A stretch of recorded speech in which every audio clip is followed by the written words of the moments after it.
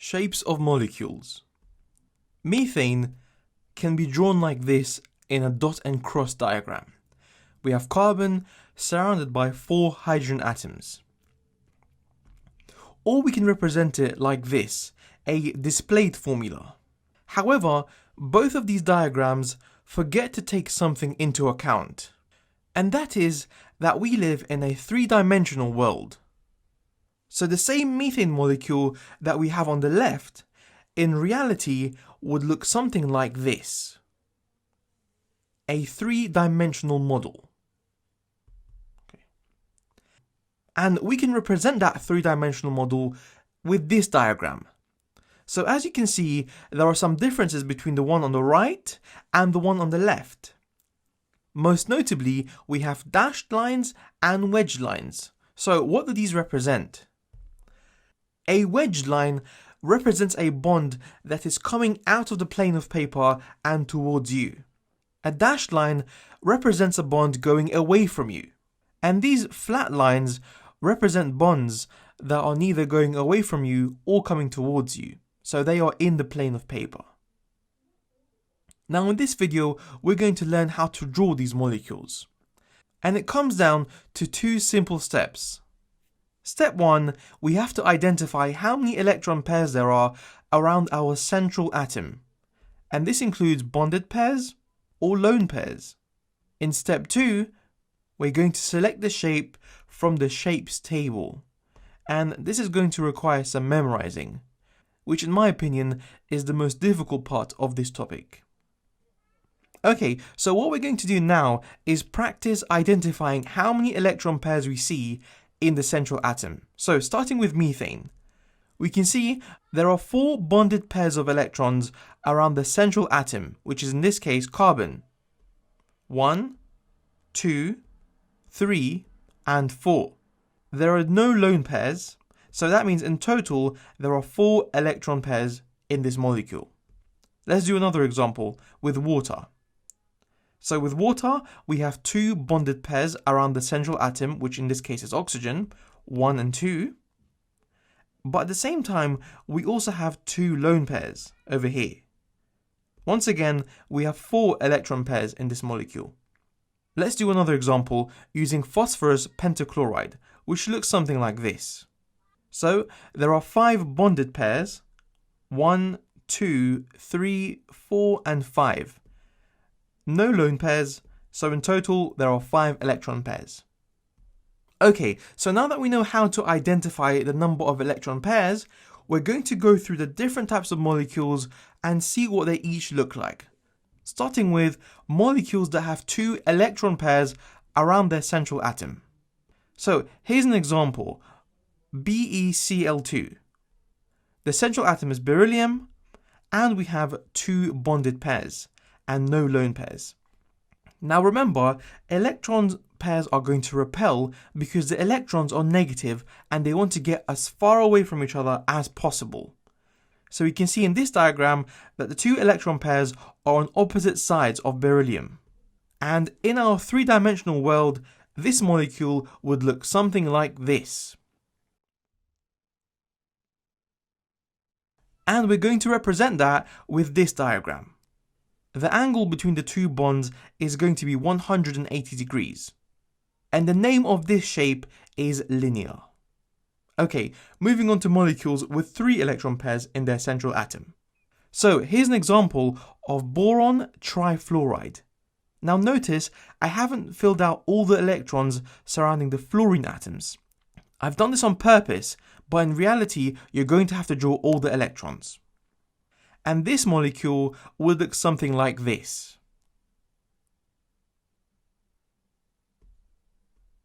And we can draw the diagram in this way. So the angle between the bonded pairs of electrons is going to be 120 degrees. So if you get a full circle and divide it into 3 sections, you're going to get 120 degrees. And that is the bond angle in this molecule. And the name is trigonal planar. Okay, moving on to 4 electron pairs. So once again, we're going to use the example of methane. We can see that there are 4 bonded pairs of electrons. And methane looks something like this.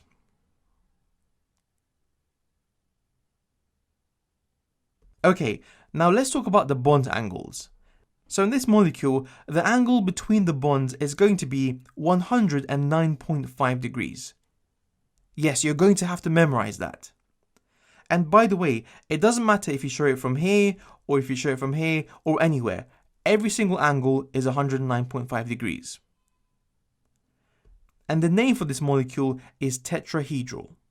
Now, we're not really finished with the 4 electron pair section, because we could also have a molecule that has 3 bonded pairs of electrons and 1 lone pair.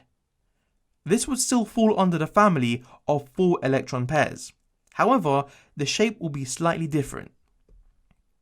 So, an example is ammonia. We can see that there are 3 bonded pairs and 1 lone pair. And ammonia looks like this.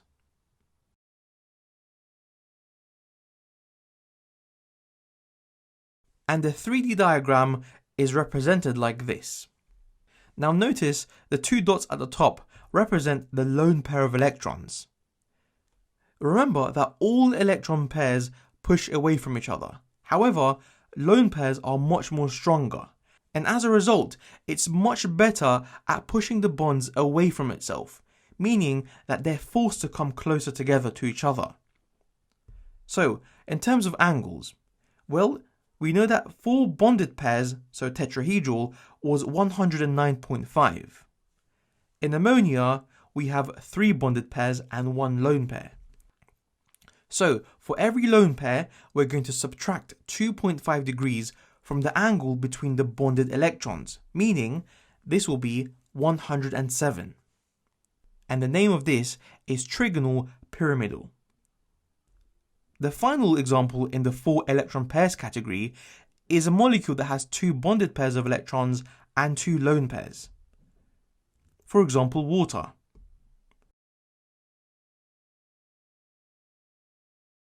We're going to represent water like this. So once again, if we compare that to methane, which has 4 bonded pairs, and remembering that for every lone pair, we're going to subtract 2.5 degrees. That means this angle will be 109.5 take away 2 lots of 2.5, giving us a value of 104.5 degrees. And the name for this is non-linear, or sometimes referred to as bent. Moving on to 5 electron pairs. So, like the example we done earlier, phosphorus pentachloride has 5 bonded pairs of electrons, and it looks something like this. And we can represent it using this diagram. Now this molecule is a little bit more difficult because it has 2 bond angles. First of all, imagine that these 3 chlorine atoms are on the same plane. So we have a circle and they divide that circle into 3 sections, which means the angles between them will be 120 degrees. Then we have 2 chlorine atoms, one that's going above this plane and one that's going below it. And the angle between them and the plane is 90 degrees. So that means there are 2 angles, 120 degrees and 90 degrees. And this shape is called trigonal bipyramidal. Now another variation of 5 electron pairs is 4 bonded pairs and 1 lone pair, such as this one, which looks something like this.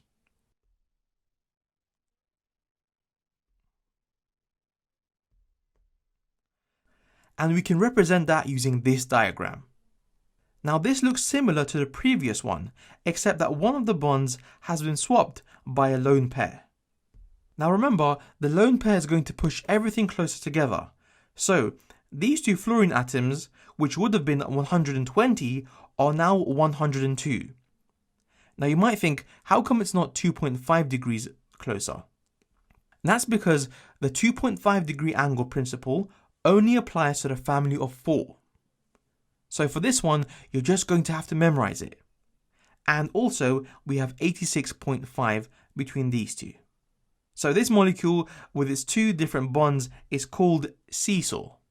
That's right, you heard me, seesaw. Okay, next example. 3 bonded pairs and 2 lone pairs. Such as this molecule, which looks something like this. And we're going to represent it with this diagram. So, the angle between them is 87.5, and this is called T-shape. And the last example for the family of 5 is 2 bonded pairs and 3 lone pairs, such as this. And this molecule is going to look like this. So, let's think about angles here. Now remember, this is based on the family of 5, so using phosphorus pentachloride as the starting point, we know that the 3 chlorine atoms which are on the same plane can all be replaced by 3 lone pairs of electrons.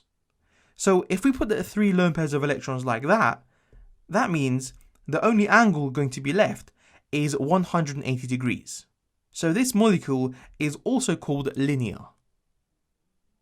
Okay, moving on to the family of 6 electron pairs, such as sulfur hexafluoride.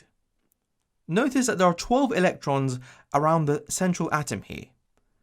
We're used to seeing a maximum of 8. However, this is an exception, and this rule is called the expansion of the octet. And sulfur hexafluoride is a very common example, so make sure you memorize it. So, what does it look like? Sulfur hexafluoride looks something like this. Now in this molecule, we can see that the angle is going to be 90 degrees. And it's everywhere. It doesn't matter which angle you look from, it's always going to be 90. And this shape is called octahedral. Okay, 5 bonded pairs and 1 lone pair. This molecule is going to look like this.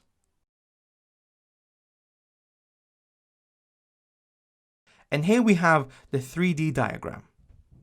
So you can think of this molecule almost like a pyramid. These 4 fluorine atoms will make the base, and this one will make the apex.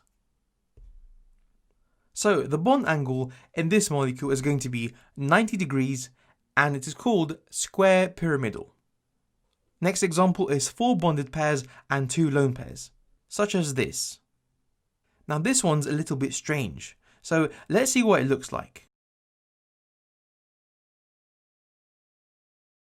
So we can see that 2 bonds are coming towards us and 2 are going away from us.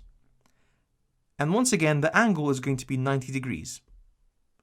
And it's called square planar. And that was our last example. So if we summarize all of that, we have this table, our shapes table. Now, it's going to take some time to memorize this. However, I've got a link in the description of the video so you can download it and print it out and try to memorize it. Now, a couple of extra points. Double bonds represent 1 electron pair, even though it contains 4 electrons. So, for example, if we look at carbon dioxide, we can see that we have 1 double bond on the left and 1 on the right. So, how many electron pairs would you say there are here? We would still say there are 2 electron pairs, 1 and 2. So, carbon dioxide would look like this. Now, what shape would we have here? So we can see from our table that if a molecule has just got 2 electron pairs and nothing else, it will have a linear shape with a bond angle of 180 degrees. Some more extra points. In terms of repulsion, we know that lone pairs are much more powerful than bonded pairs. And we saw in our examples that whenever we had a lone pair, it pushed the bonded pairs closer together. However, a double bond is also stronger than a bonded pair.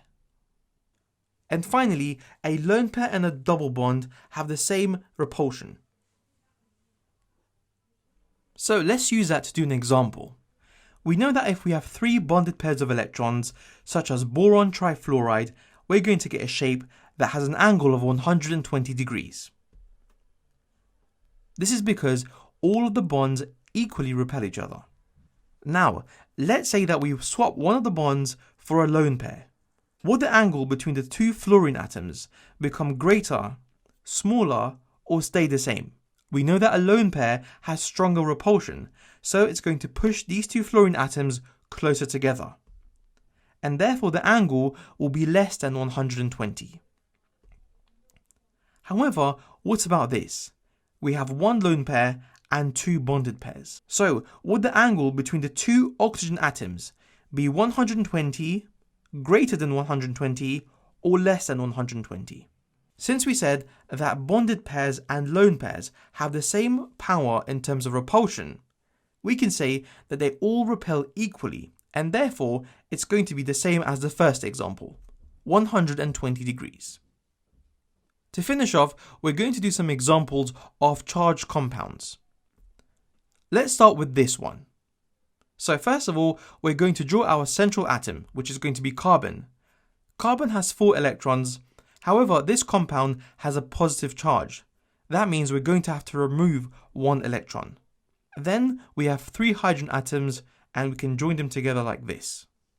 So this molecule has 3 bonded pairs in its central atom. If we look at our shapes table, we can see that this would fall in this category. Trigonal planar with an angle of 120 degrees. So this would look something like this. Let's try another example, ammonium. A nitrogen atom has 5 electrons in its outer shell. Because it's positively charged, we're going to have to remove an electron. So now we have 4. And now the 4 hydrogen atoms can join together. So this molecule has 4 bonded pairs and no lone pairs. Again, looking at our table, we can see that it would fall under this category, tetrahedral with an angle of 109.5. And it would look like this. And don't forget to put the brackets with the charge. So in this video, we covered shapes of molecules and we created a shapes table which you can memorize to help you with further questions.